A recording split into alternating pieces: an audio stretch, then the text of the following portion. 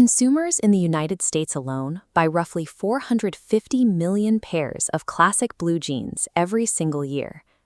To understand the true environmental cost of that demand, we have to look at this life cycle assessment.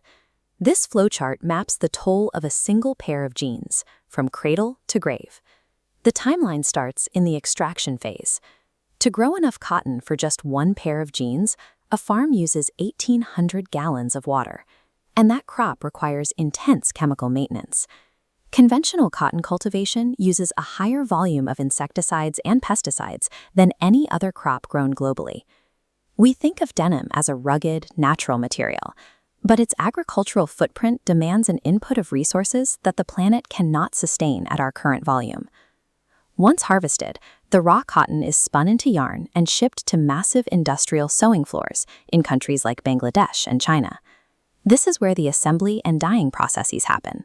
Getting that iconic blue color requires a technique called rope dyeing, where the cotton yarns are twisted together and repeatedly submerged in enormous baths of synthetic indigo, water, and binding chemicals. In many developing manufacturing hubs, the runoff from those dye baths is completely untreated. Millions of gallons of toxic chemical sludge are discharged directly into local ecosystems, turning the river systems a dark, polluted purple. The scale of this chemical dumping makes global fashion production the second largest polluter in the world, trailing only the oil industry. The specific aesthetic we demand from our clothing is actively poisoning the waterways of the people making it. After the jeans are sewn and dyed, they have to be styled. Getting that popular faded, worn-in look has historically required intense physical labor, with workers scrubbing the denim by hand using a brace of tools. This finishing stage is uniquely dangerous. Manual sandblasting fills workers' lungs with lethal silica dust, and the traditional bleaching methods rely on toxic chemical sprays like potassium permanganate. To solve this, the industry replaces manual labor with advanced photonics. Companies like Genealogia are installing automated laser finishing systems directly on the factory floor. Instead of hazardous chemical sprays, high-powered lasers vaporize the surface indigo molecules in seconds. A designer maps out the vintage texture digitally, and the laser etches the exact fade pattern into the fabric. At the same time, factories are replacing massive water washes with e-flow systems that inject nanobubbles of air into the garments to soften them. Life cycle assessments show these upgrades reduce water usage by 64% and cut human toxicity in half.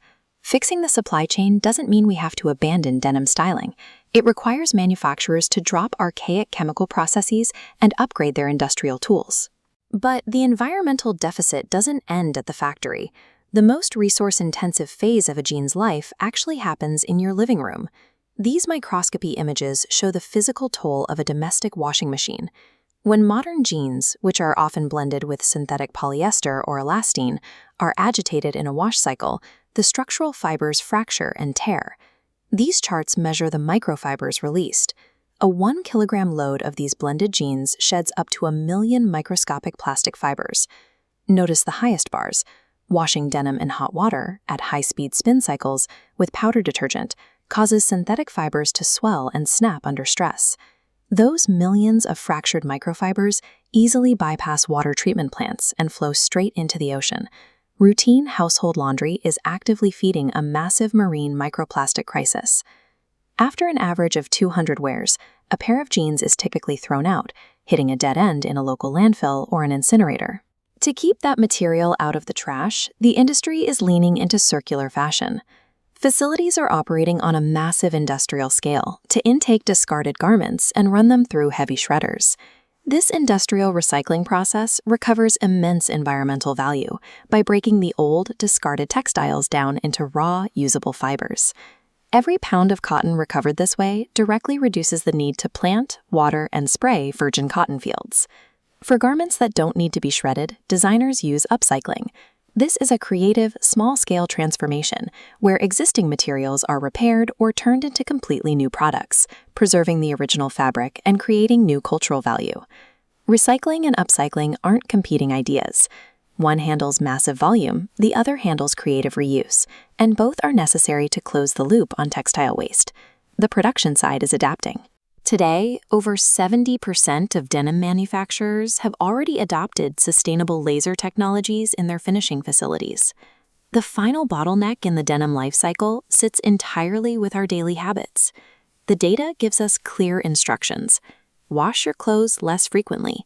When you do run a load, use cold water, a gentle spin cycle, and liquid detergent to minimize microfiber shedding, and actively look for brands using recycled denim. The lifespan of our clothing shouldn't be a toxic straight line ending in the garbage. By combining better industrial tools on the factory floor with smarter daily consumer habits, the entire process becomes a continuous, sustainable loop.